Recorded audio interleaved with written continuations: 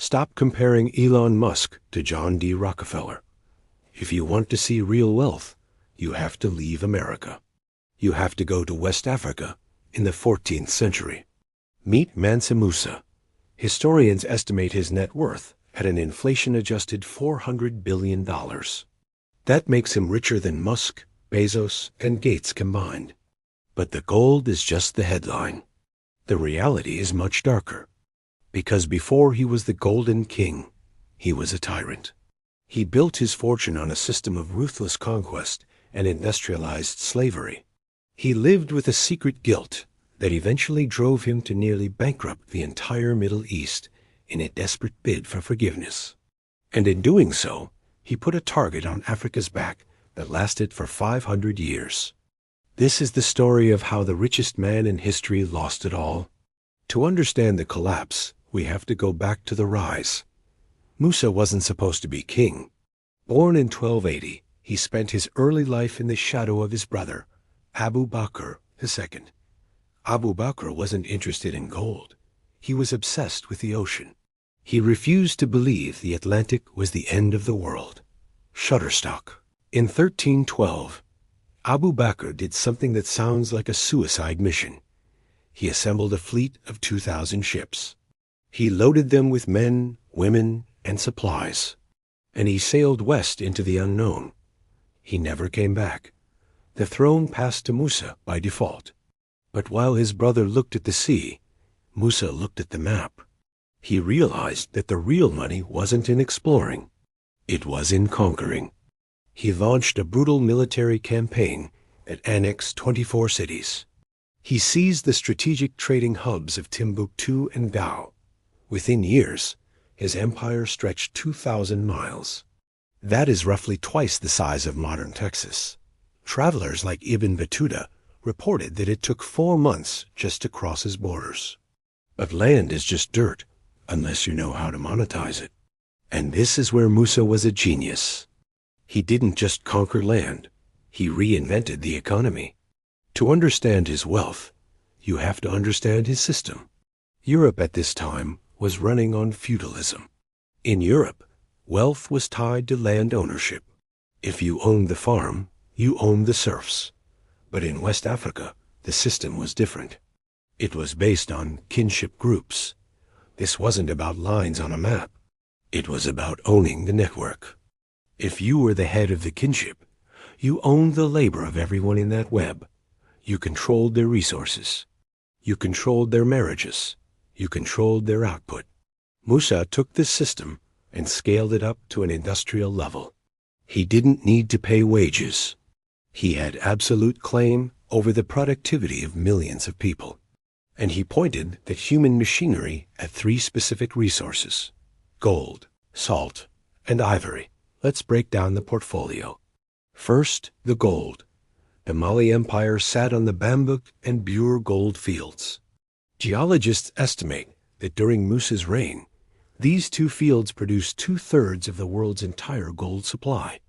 Imagine if one man controlled 66% of the global oil supply today. That was Musa, but gold was just the currency.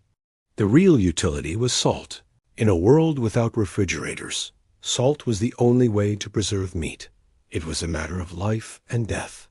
Musa controlled the Tagaza salt mines in the north. These were hell on earth. Slaves cut massive slabs of salt from the ground like marble. Musa taxed the salt coming in. He taxed the gold going out.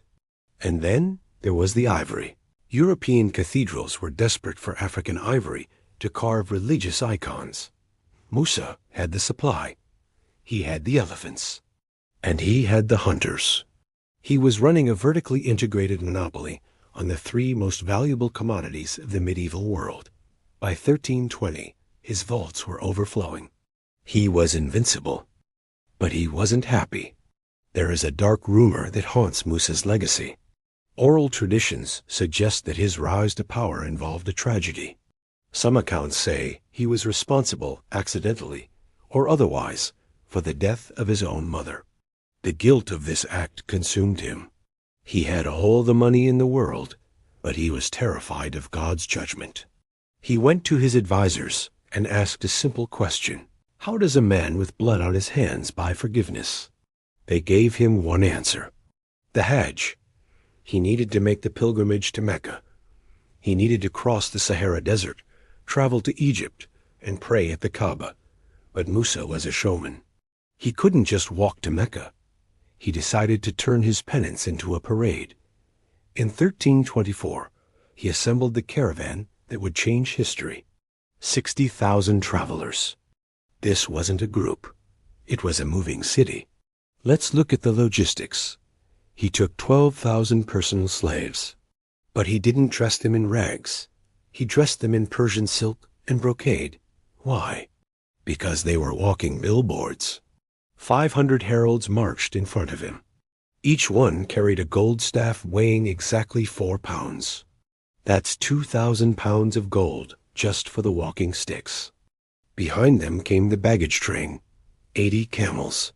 Each camel carried 300 pounds of gold dust. That is 24,000 pounds of raw gold. At today's prices, that's nearly $900 million in cash walking through the desert. They crossed the Sahara. It was a logistical nightmare. Feeding 60,000 people and animals in the dunes required military precision, but Musa pulled it off. When they reached Cairo, the ground shook. The Egyptian officials were stunned.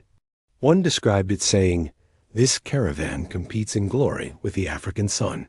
Musa set up camp near the pyramids. And then the generous king began to spend. But this is where the story gets complicated. Musa wasn't just buying souvenirs. He was buying influence. He flooded the markets of Cairo. He bought fabrics, Turkish slaves, singing girls, and rare spices. He gave gold to the poor by the handful. He bribed government officials. He spent so much, so fast, that he broke the laws of economics. Sudden supply shock. Gold was no longer rare in Cairo. Everyone had it. So the value of the gold dinar crashed. Merchants realized the money was worth less, so they tripled their prices. Rent skyrocketed. The price of bread soared. The poor people he tried to help with his charity were suddenly priced out of their own city. Historical analysis shows the value of gold in Egypt dropped by 25%. It stayed depressed for 12 years. Think about that. One tourist visited for 3 months and wrecked the economy for a decade. He is the only individual in recorded history to personally cause a hyperinflation crisis just by shopping. But here is the twist.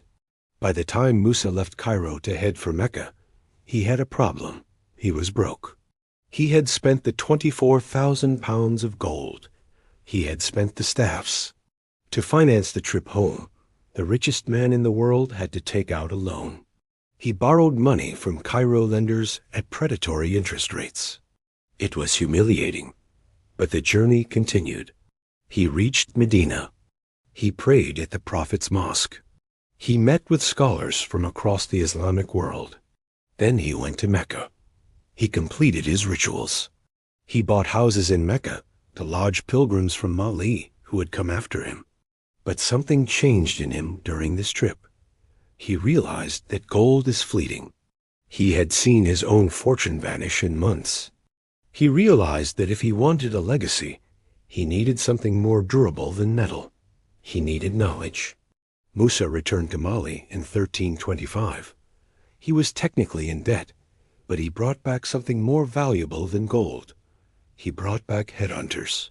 He recruited the finest minds from Cairo and Andalusia, jurists, theologians, and most importantly, an architect named Abu Ishaq Isahili.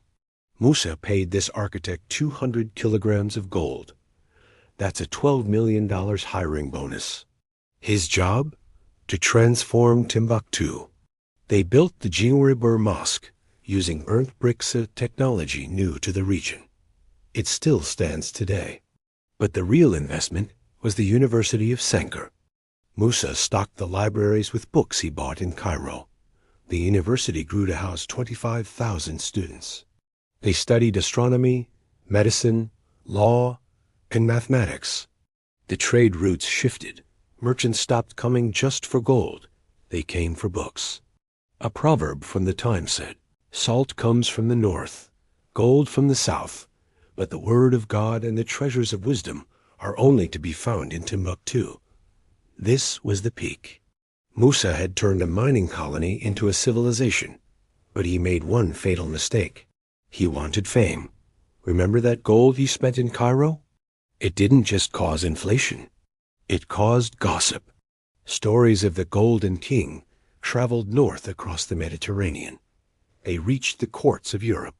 Europe was poor, starving, and desperate. In 1375, a Jewish cartographer in Mallorca drew the Catalan Atlas. It was the most important map of the medieval world.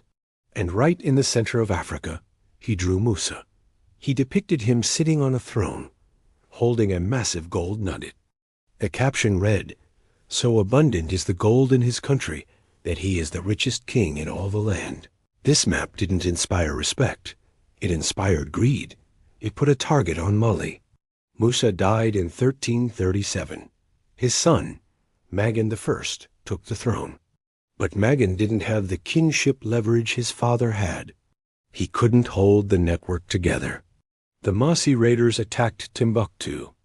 The Tuaregs seized the northern trade routes. And then the Europeans arrived. Portuguese sailors, guided by that map, began pushing down the coast. They weren't looking for the university.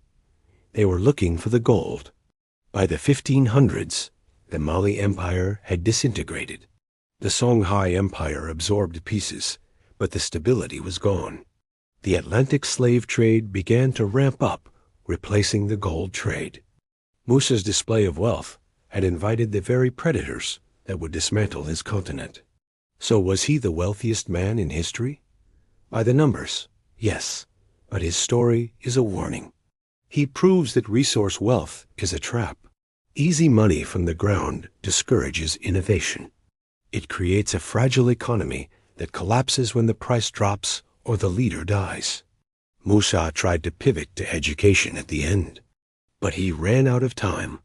He built a legend, but he failed to build a system that could survive without him. History remembers the gold, but it forgets the debt he took to get home. It forgets the inflation that starved the poor in Cairo, and it forgets that less than a century later, his dynasty was dust. Which brings us to the final question.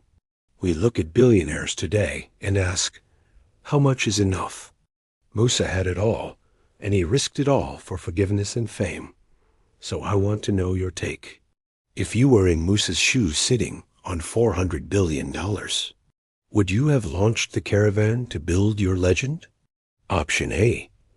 Or would you have stayed home and built the fortress? Option B. Drop your strategy in the comments.